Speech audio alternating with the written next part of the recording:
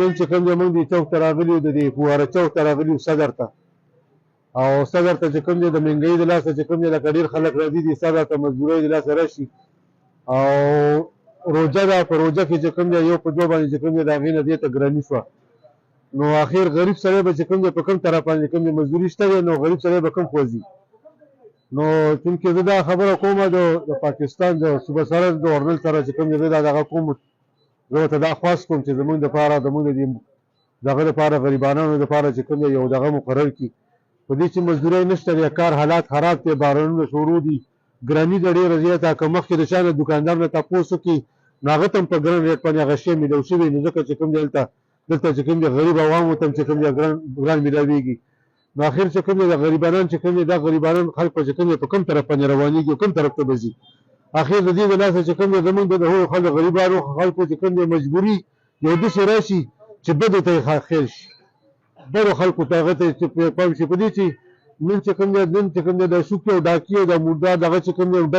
دغه چې کېږي د ماکي کېږي او د هر څه کېږي دا د دغه نه کېږي د غریبۍ نه کېږي د مجبورۍ نه د انسان کېږي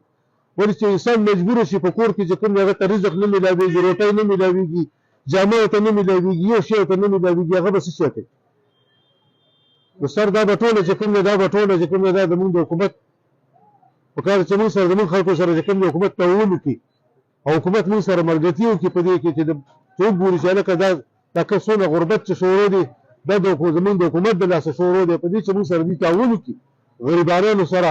دلته چې کوم دی موږ ته یو شی ارزان کړي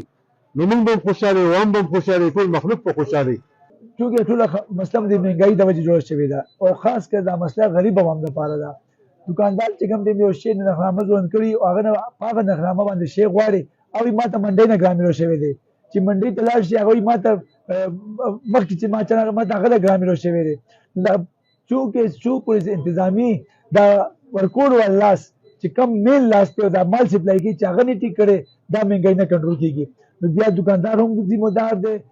پرچون والا هم ذمہدار دی او ګاهک به هم ذمہدار شي او انتظامي به هم ذمہدار شي چونکې دا کار یو طریقې سره به وشي نو بیا به دا ټول پراپر چینل هر یو شیخ په ریټ باندې مکمل راشي اصل کې دا شو یو قدرتي فعل دی کنه دنیا د عوام دی دی روزي کې یو شي او مطلب دفتر نه چټي شي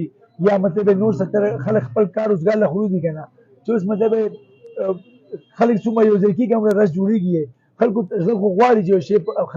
خرید والی یا مطلب بچو د پاره یا روجماتي د پاره یا اختر د پاره او چې کله هغه مارکیټ ته راشي هغه جیب او دې مهنګای کې هغه جیب هغه اجازه نه ورکړي چې هغه یو شی خرید کی هغه مایوس لاړ شي په دې بازار ته خو د انسان یو فطرت دی یو ضرورت دی هغه پر انسان چې بازار ته بروزي او رش په جوړیږي